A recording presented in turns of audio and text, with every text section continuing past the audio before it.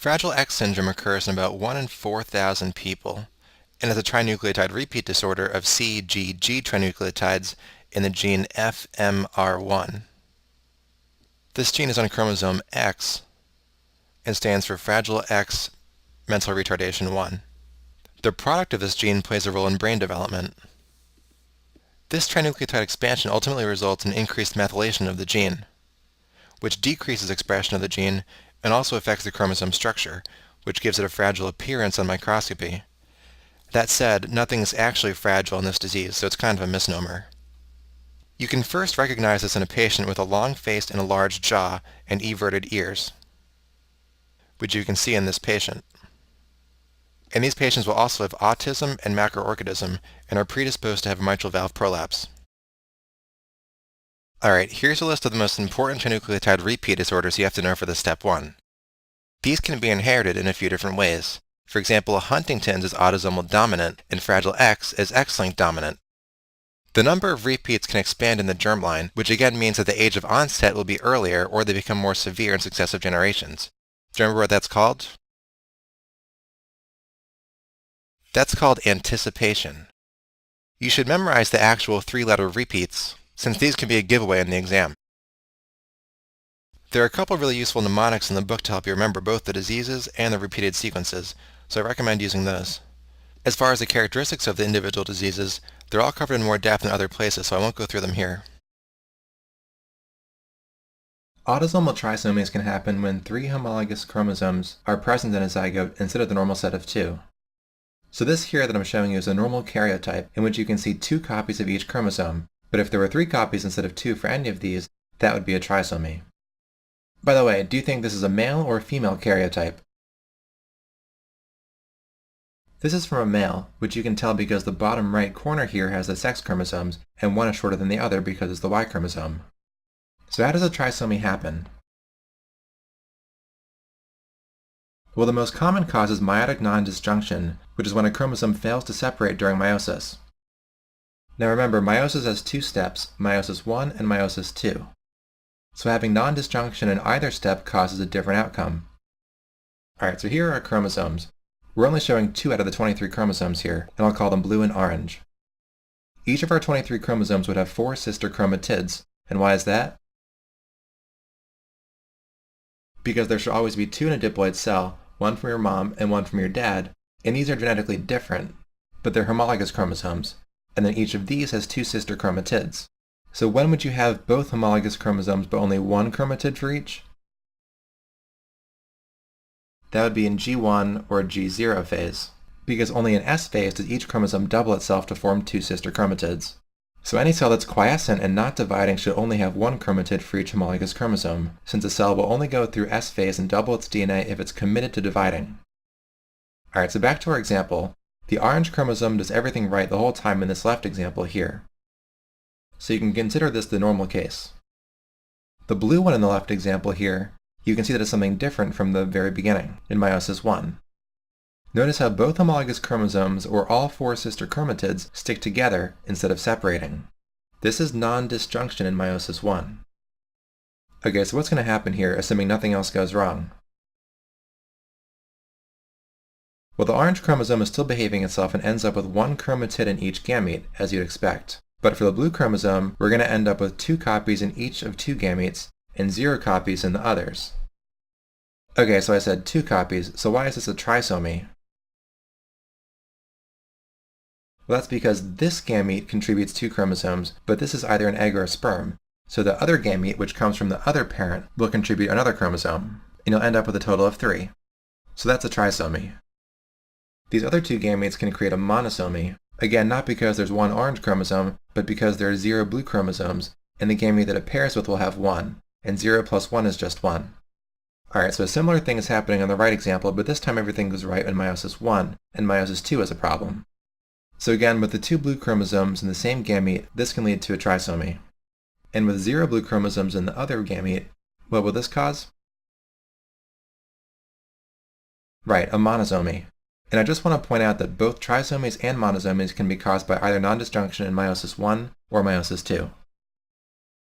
The 3 most common trisomies are trisomy 21, or Down syndrome, trisomy 18, or Edwards syndrome, and trisomy 13, or Patau syndrome. Trisomies of the other chromosomes are not viable. Down syndrome is the most common, with a prevalence of 1 in 700 people, and is the most common cause of intellectual disability. Patients often have several classic characteristics, including flat faces, prominent epicanthal folds, which are the folds of skin on the medial aspects of the eyes, and a single palmar crease, which means there's only one fold of skin across the palm. They can also have a gap between the first two toes, duodenal atresia, and congenital heart disease. And they have an increased risk of acute lymphoblastic leukemia. Lastly, these patients have an increased risk of Alzheimer's disease, which they can get at younger ages. The most common cause of Down syndrome is meiotic non-disjunction, which becomes increasingly common with advanced maternal age.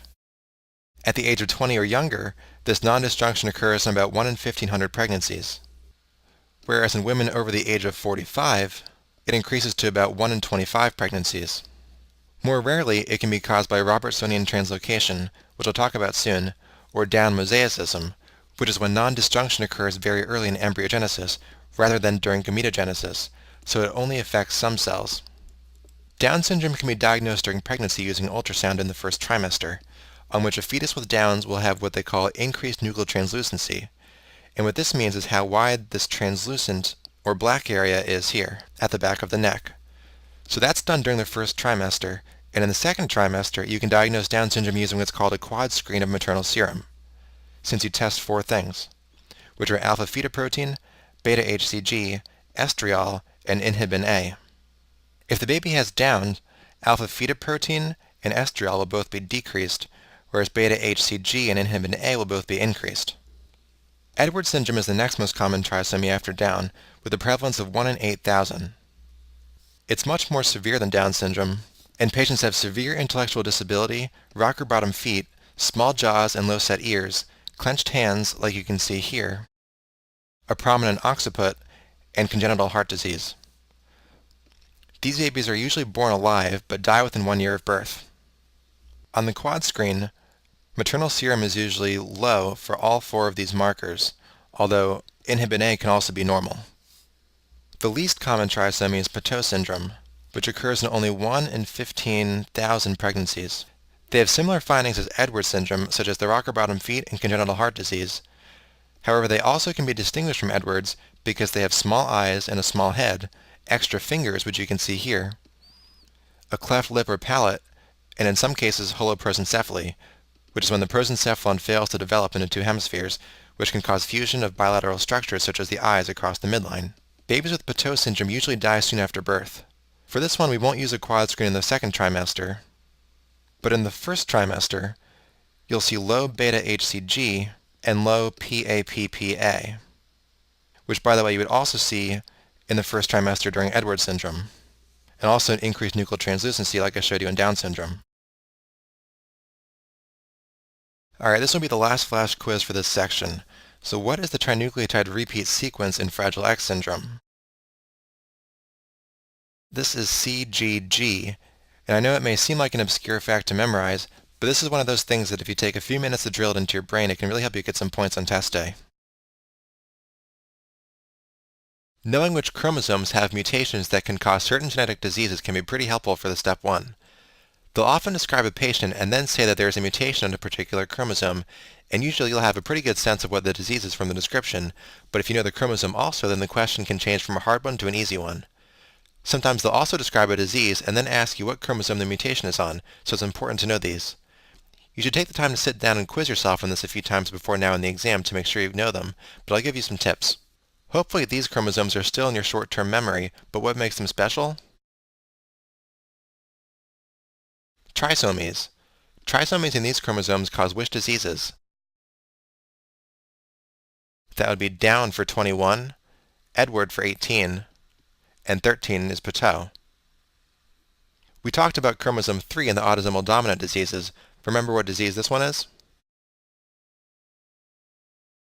That's VHL, or von Hippel-Lindau, because remember, the name has 3 letters in it. What's the high-yield disease for chromosome 4? Think of our mnemonic, hunting for food, is Huntington's disease. I'll just do a couple more. What about chromosome 7? I like to think of the 7 as a pointy ear, which makes me think of elfin facies. And in what disease do you see elfin facies? Williams syndrome. And by the way, what's another autosomal recessive disease on chromosome 7? One is cystic fibrosis, caused by mutation in the CFTR gene. What diseases do we see in chromosome 15? Both of our imprinting diseases are here, which are Angelman and Prader-Willi. And how about for chromosome 17? Which disease is on that one? Think of a name that has 17 letters in it, which is neurofibromatosis type 1. Alright, last one. On which chromosome is the mutation that causes neurofibromatosis type 2? That's the 22nd chromosome. A chromosomal translocation is the exchange of genetic material between non-homologous chromosomes. So in this image, the yellow chromosomes are homologous with each other, and the blue chromosomes are homologous with each other. So let's say the yellow chromosome represents chromosome 14, and the blue is chromosome 21. A translocation can be either reciprocal or a non-Robertsonian translocation, in which actual DNA fragments are exchanged between the two chromosomes, or a non-reciprocal or Robertsonian translocation. Reciprocal translocations can happen between any chromosomes. In this figure on the left, a reciprocal translocation occurred between the bottom half of the arms of these two chromosomes, which results in the bottom half of the blue one becoming attached to the yellow one, and the bottom half of the yellow one becoming attached to the blue one. This is a balanced translocation because no genetic material was gained or lost, and this will often have no phenotype for that person, but it can lead to miscarriages or abnormalities in their offspring, since their offspring will no longer be balanced. For example, they might get this part yellow, part blue chromosome from their dad, but a fully blue one from their mom. So they'll only have half of a blue chromosome and have an extra half of a yellow chromosome. This is often not viable, thus the miscarriages. Robertsonian translocations can only occur between two acrocentric chromosomes, which are chromosomes that have their centromeres near the end. These are chromosomes 13, 14, 15, 21, and 22. It involves the replacement of the short end of one chromosome with the long end of another one, which results in one chromosome with two long arms and another with two short arms. This smaller one usually gets lost because it's so small. Since the short arms don't contain a lot of genetic material, this is usually not a fatal loss. Down syndrome can occur if the long arm of chromosome 21 is translocated to join up with the long arm of chromosome 14. If this occurs in the germline and is passed on to an embryo, the offspring can end up with two normal chromosome 21s and an extra copy attached to chromosome 14, which is basically the phenotype of this person on the right. This results in a total of 3 21st chromosomes, causing Down syndrome. So what would happen if you end up with an extra copy of chromosome 14? This would cause a miscarriage since trisomy 14 is non-viable. Cri-du-chat syndrome, which literally means cry of the cat, is a congenital syndrome resulting from a microdeletion on the short arm of chromosome 5. And the different genes that are deleted are responsible for the different phenotypes of this disease. Alright, so when should you suspect this? Well, first of all, when they're young and they're crying, these patients make a sound like a cat, thus the name Cri-du-chat.